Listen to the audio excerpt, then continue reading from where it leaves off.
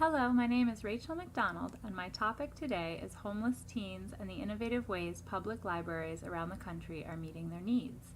The homeless population of the United States reached unprecedented levels during the 2008 recession, and up to 1 in 3 of the homeless population are children. The public perception of homeless teens may be to conceptualize them as runaways, and although that can be true, quite a few of them have family responsibilities. Dr. Leslie Edmonds Holt, a St. Louis librarian and co-author of Public Library Services for the Poor, Doing All We Can, noted in an interview with Rebecca Hill that many of the poor and homeless teens that she serves have responsibilities in caring for their siblings, elder adults, or ill or addicted adults. In King County, Washington, the Committee to End Homelessness found that 1/2 to 1/3 of their housing insecure youth were either employed or still in school while they were experiencing homelessness. 75% of homeless youth will drop out of school due to the unique challenges of balancing their basic survival needs with the demands of academic education. Hundreds of thousands of children in America experience homelessness each year, and public libraries are uniquely poised to offer assistance, referrals to resources, opportunities for recreation, or workshops to become more employable.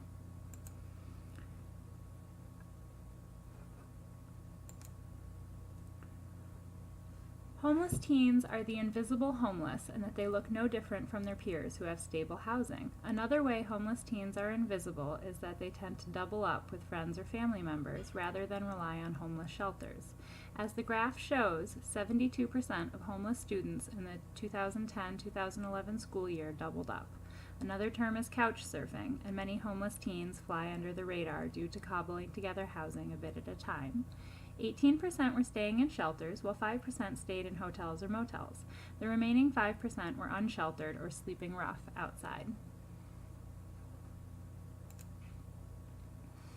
Many libraries in urban areas with large populations of homeless people have begun having social workers in the library to connect their patrons to resources. The Denver Public Library has offered food to patrons waiting outside in the morning, while the Dr. Martin Luther King Jr. Library in San Jose compiled a homeless resource guide for their staff. The San Jose Library is a joint venture between the city and San Jose State University. They offer lawyers in the library 20-minute pro bono consultations, as well as social workers to help connect patrons to food banks, shelter, medical, and other programs. Both San Jose and St. Louis have offered opportunities for English language learners, either formal literacy instruction or conversation clubs to bring together native speakers and those wanting to learn English. Forming community partnerships is key. Luckily, this collaboration is something that libraries have traditionally been very good at. Homeless teens living in shelters can be served at the shelter with tutoring, summer reading programs, story times, and if space permits, having library materials available at the shelter in a reading nook. Teen parents can benefit from books on parenting as well as interactive story times that help model how to read to young children. Many homeless teens want to be employed, so libraries can offer computer classes focused on job hunting, resume building, and computer literacy. Extending this idea, the library could hold mock interviews to give teens an opportunity to practice. Project Uplift, an information resource fair held at the Salt Lake City Library, went further and gave homeless teens haircuts, clothing, meals, and raffle tickets.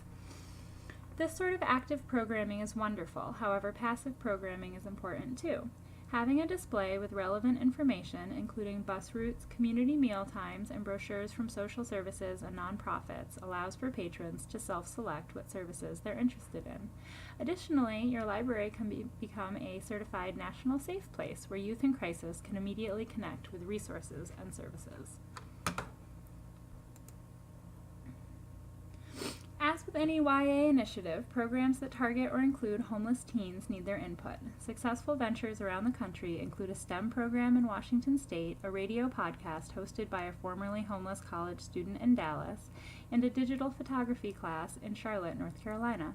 Drop-in social hours, book clubs, game nights, and manga drawing are just some of the many options that could draw homeless teens to the library. Although their interests may be shared by many of their peers, some of the issues homeless teens face are unique to their situation. One recurring theme is the issue of access to library technology and materials. If a home address is required to get a library card and some of your patrons don't have one, the library staff need to adapt the policies to suit their patrons. Providing day passes that allow for internet use or ample space for reading in the library are two ways to accommodate and increase access. Programs that are one session or drop-in are great for patrons who may have transportation or housing issues that prevent regular attendance. Planning programs around community meal times or before buses stop running for the night is another way to accommodate homeless teens. Offering food or childcare if possible may also increase attendance. There are fantastic resources available for librarians who want to support homeless teens, and I have listed some of them here. Finally, homeless teens are just like us in that they have a need for dignity and autonomy. Thanks for listening.